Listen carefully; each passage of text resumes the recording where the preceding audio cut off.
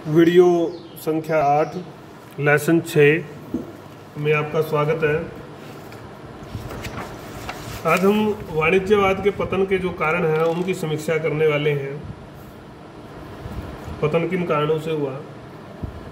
वैसे तो वाणिज्यवाद 18वीं शताब्दी तक चलता रहा, लेकिन 17वीं शताब्दी के अंत में जाकर जो है इसकी आलोचना जो है शुरू हो चुकी थी। इंग्लैंड के विचारक थे जो लोग, उन्होंने इसके जो मूलभूत जो सिद्धांत थे वाणिज्यवाद के, उन सिद्धांतों पर, क्योंकि उसमें था कि राज्य का नियंत्रण होना चाहिए, राज्य आर्थिक नियम बनाए व्यापार के संबंध में, वाणिज्य के संबंध में, उन पर ही प्रहार कर इन्होंने क्या कहा, इनका जो जोर था वो था व्यक्तिगत स्वतंत्रता पर, कि स्वतंत्रता की जो है, मुक्तता की जो है नीति होनी चाहिए।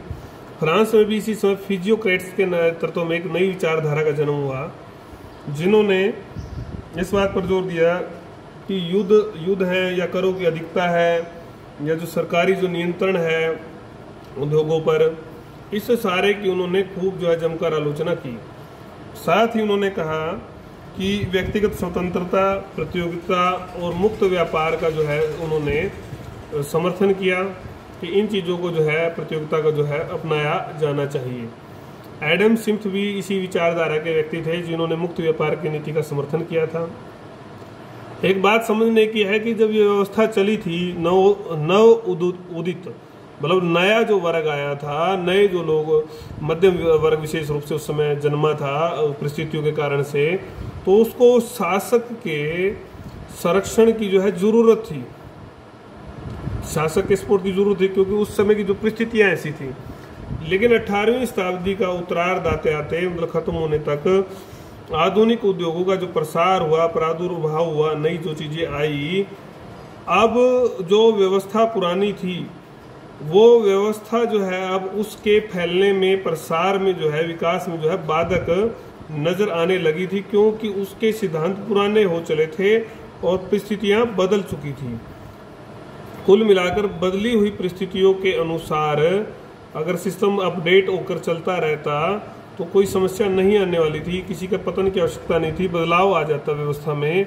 लेकिन पूर्ण बदलाव की आवश्यकता इसलिए पड़ी क्योंकि वो व्यवस्था जड़ हो चुकी थी। कोई भी चीज़ जब जड़ हो जाती है तो उसका फिर पतन होना स्वाभाविक हो जाता है। तो इस व्यवस्था को जो सामूहिक रूप से हम जो है समीक्षा करेंगे कि क्या ऐसे कारण थे, क्या ऐसी परिस्थितियां थी जिनके कारण से वाणिज्यवाद का जो है पतन हुआ।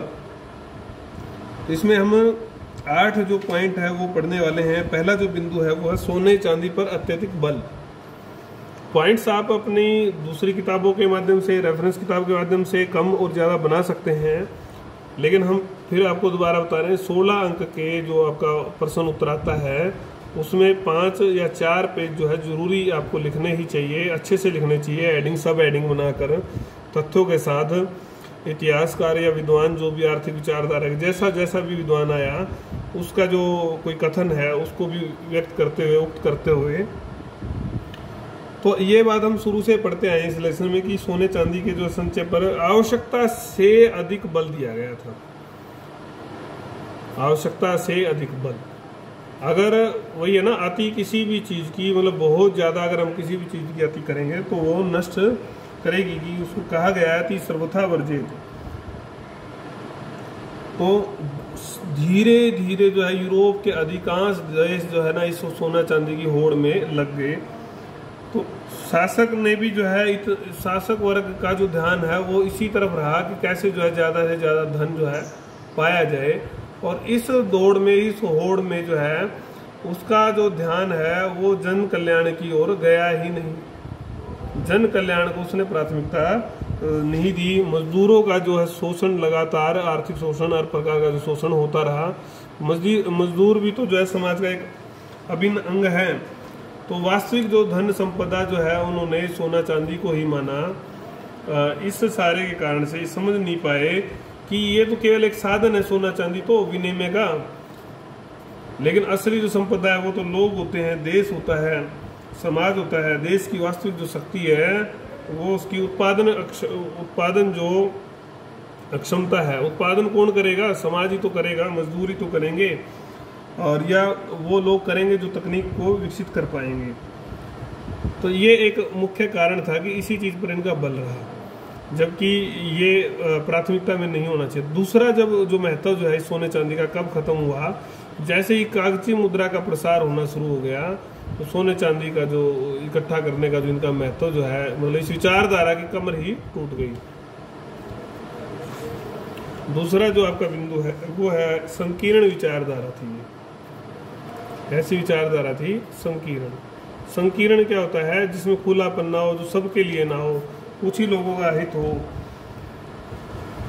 तो इसमें पूरी दुनिया को ध्यान में न रखकर अपने राष्ट्र का बस मेरा जो है भला हो जाए, बाकी सब अपने राष्ट्र के हितों का ध्यान रखा जाता था। दूसरे राष्ट्र जो है उसको कोई भी नुकसान हो जाए उसकी कोई परवाह किसी को नहीं थी।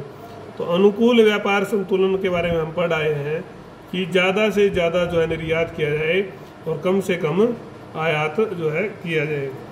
इसके लिए आपको पता ही है कि आयात पर जो है ऊंची कर दरें थी, जिसके कारण से कि कहीं बाहर का जो प्रोडक्ट है, उत्पाद है, वो यहाँ कंपटीशन हमें ना दे सके, प्रतियोगिता में वो न ठहर सके, क्योंकि वो बहुत ज़्यादा मूल्य पे आएगा।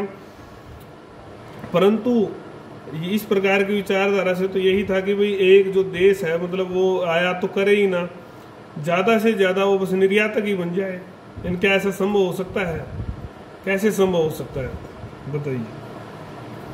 तो हालांकि ये विचार आकर्षक जरूर था कि आप आत्मनिर्भर बन जाओ और केवल आप एक्सपोर्ट करो, विचार आकर्षक जरूर था, बड़ा अच्छा लग रहा था विचार तो, लेकिन ये व्यवहारिक विचार नहीं था। इससे तो किसी एक देश का तो भला हो जाएगा, कुछ देशों का भला हो जाएगा, लेकिन सारे समाज का जो भला इससे नहीं होने वाला था।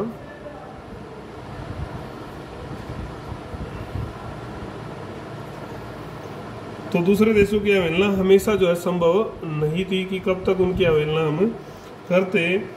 तो अर्थात सभी देश अपने अपने देश को आर्थिक लाभ जो है पहुंचाना चाह रहे थे। इस आर्थिक लाभ की होड़ में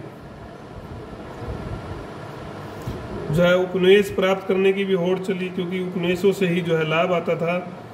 तो इसके लिए लगातार इनमें आपसी जो है पारस्परिक जो संघर्ष भी चले, युद्ध भी हुए, ऊपर हम पढ़ के आए हैं।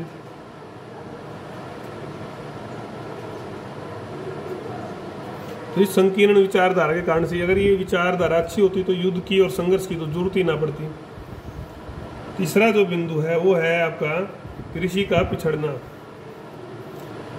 हम पढ़ के आए हैं पिछले वीडियो में कि प्रथम दर्जे का जो व्यवसाय है वो किसको माना गया था? व्यापार को, वाणिज्य को। तो उद्योग और व्यापार पर ही जो है बल दिया गया था। कृषि को जो है नज़रअंदाज किया, जबकि देश समाज का जो बहुत बड़ा हिस्सा था वो कृषि पर ही निर्भर था। इस सारे से जो कृषकों की जो स्थिति थी, वो जो दशा थी, वो जो है शोचनीय और दयनीय हो गई। तो फ्रांस में जो कृषि का जो ह्रास हुआ उसका कारण भी जो है ये वाणिज्यवादी नीतियां ही थी। राजकोष को भरने के लिए भारी जो है कर लगाए गए थे फ्रांस में। असंतोष से विद्रोह हुआ, क्रांतियां हुई बाद में, वो भी हम पढ़ेंगे। तो कृषक राज्य की आलोचना हुई सारे से कृषकों के द्वारा।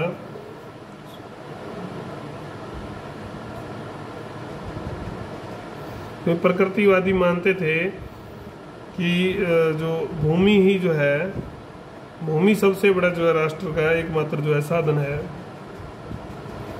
तो एक कृषि का पिछड़ना इससे हुआ। फिर मजदूरों का शोषण। मजदूरों का शोषण तो सबसे ज्यादा हुआ। वाणिज्यवाद की एक मान्यता थी कि विभिन्न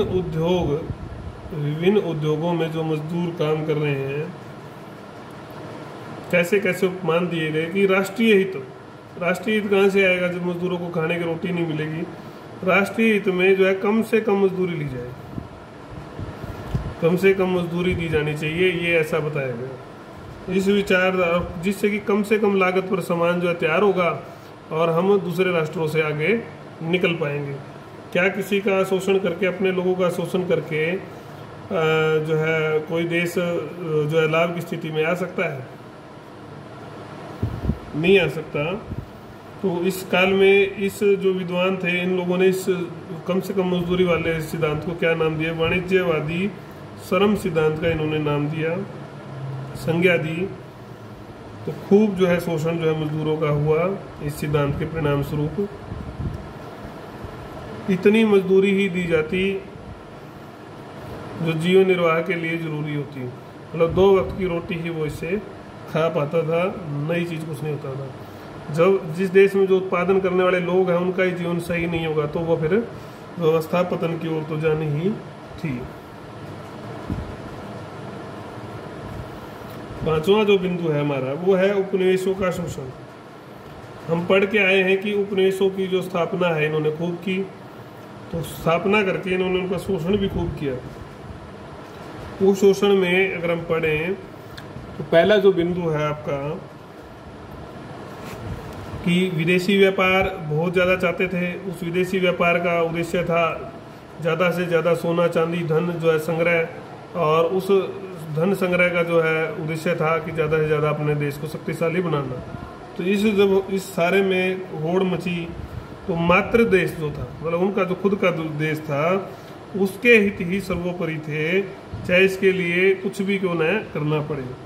तो इस कारण से भारी अक्षति, भारी जो नुकसान जो है उपनिवेशों का इन्होंने किया, ज़्यादा से ज़्यादा जो है कर इन्होंने लगाए। असंतोष भी पनपा, विद्रोह हुआ, क्रांति हुई, आपको पता ही है। उदाहरण के लिए अगर आप देखेंगे तो 1776 में अमेरिका में 13 उपनिवेशों ने जो है इंग्लैंड के खिलाफ विद्रोह कर दिया था, जिसके परिणाम स्वरूप इनको 1783 में स्वतंत्रता भी मिली। ऐसा ही जो है भारत में भी हुआ था बाद में, ऐसा ही जो है अपने आपके फ्रांस में, इंग्लैंड में भी जो है क्रांतियां बाद में हुई। उदारवाद का उदय, नई विचारधारा भी हम पढ़ के आए थे, उदार आर्थिक विचारधारों का उदय, उदारवाद का उदय। शुरू में हम पढ़ के आए थे कि शक्तिशाली जो है राज्य के लिए ज़्यादा से ज़्यादा जो है अपने हितों को संरक्षण देना है। तो निरंकुश जो राजा थे उन्होंने जो है अपनी शक्ति का जो दुरुपयोग किया, जिसके कारण से जब शक्तिशाली वो राज्य हो गए धन से और से, तो उन्होंने शक्ति का जो दुरुपयोग किया, जिससे जनता में असंतोष फैला, क्योंकि ये भ्रष्ट और विलासी हो गए थे शासक। जन चेतना का उदय हुआ। उस जन चेतना में जो उदय हुआ वो उदारवादी विचारधारा थी, जिसमें सबके लिए अधिकारों की मांग की गई थी। इसके कारण 1649 में जो है इंग्लैंड के राजा का जो सिर काट दिया गया था। 1789 में फ्रांस में भी क्रांति हुई थी, प्रजातंत्र की जो स्थापना हुई वहाँ पर। तो इससे वाणिज्यवाद कमजोर हुआ, क्योंकि जो उदारवादी विचारधारा थी इसमें स्वतंत्रता, समानता और बंधुत्व के तत्व थे, न कि किसी एक के हित के। तो ये हमने अभी तक 6 बिंदु पढ़े, इनको हम दोबारा रिवाइज कर लेते हैं, बाकी अगली वीडियो में हम पढ़ेंगे। वाणिज्यवाद के पतन को तो आप समझ ही गए होंगे। तो इसका जो कारण थे वो थे सोने चांदी पर ज़्यादा जो है बल देना, आवश्यकता से अधिक बल देना, धीरे धीरे होड़ में जो है सारी और चीज़ों को, जन कल्याण था, मजदूर थे, जो भी और वर्ग था, उन सबको भूल ही गए, उनका शोषण होता रहा। संपदा जो है सोने चांदी को ही माना गया, जबकि उत्पादन में क्षमता करने वाले जो लोग थे वो असली शक्ति थी। और कागजी मुद्रा ने तो इसको और ज़्यादा प्रभावित किया, पतन की ओर ले गया। संकीर्ण विचारधारा थी, अपने राष्ट्र के हित सर्वप्रमुख थे, लेकिन ऐसा कैसे संभव हो सकता था कि आप जो है ना केवल निर्यात ही निर्यात करते रहें। ये विचार आकर्षक तो था लेकिन व्यवहारिक नहीं। बाद में इस विचार का जो है पतन हुआ। कृषि पिछड़ गई, क्योंकि हम पढ़ आए हैं कि उद्योग और व्यापार ही प्रथम दर्जे में आते थे। वाणिज्य, कृषि जो जिस पर बहुत बड़ा समाज का हिस्सा निर्भर था, उसको नज़रअंदाज किया गया, सोचने स्थिति हो गई। जनता में काफ़ी असंतोष फैला, बाहरी कर लोगों पर लगाए गए खजाना बढ़ने के लिए। प्रकृतिवादियों ने इसकी खूब आलोचना की। मजदूरों का शोषण, जो नींव थी, जो इसकी रीढ़ की हड्डी थी उद्योगों की, व्यापार की, वाणिज्य की, उनको जो है एक विचारधारा में बांधा गया, एक झूठे विचार में बांधा गया कि राष्ट्रीय हित में आप कम से कम मजदूरी लें, जिससे कम से कम लागत होगी और हम दूसरे देशों से मुकाबला कर पाएंगे, अपना देश आगे निकलेगा, ऐसा उनको विचार दिया गया। इसको वाणिज्यवादी श्रम सिद्धांत भी बोला गया, लेकिन इसका परम उद्देश्य जो था वो शोषण करना ही था। केवल इतनी मजदूरी दी जाती थी जिससे कि उसका निर्वाह ही हो पाए। तो ऐसे कैसे जो है आप किसी का जो है गला घोट सकते थे। तो इससे सारे में फिर बाद में वाणिज्यवादी व्यवस्था का पतन हुआ।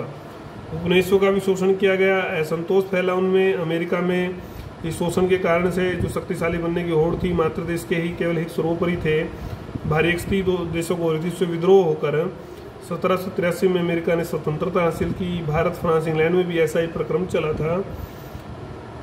स्वयं के देशों में भी ऐसा हुआ कि इस नीति को जो है बदलने पर जोर दिया गया। इसके कारण से उदारवाद का भी उदय हुआ। निरंकुश विचारधारा के खिलाफ जनता में संतोष फैल रहा था। लोग व्यक्तिगत स्वतंत्रता, समानता, बंधुत्व की बातें कर रहे थे। समाज के हित की बात की जा रही थी, न कि किसी एक पर्टिकुलर राष्ट्र के हित की, एक व्यक्ति के हित की, एक व्यापारी वर्ग के हित की। इसके कारण से इंग्लैंड में जो है 1649 में राजा का सिर ही काट दिया गया था। 1789 में फ्रांस में बड़ी क्रांति हुई थी और वहाँ पर प्रजातंत्र की स्थापना हुई थी। तो ये 6 बिंदु हमने पढ़े। अगली वीडियो में हम 2 बिंदु और पढ़ लेंगे जो वाणिज्यवाद के पतन के कारण है, और फिर हम पढ़ेंगे प्रभाव और महत्व।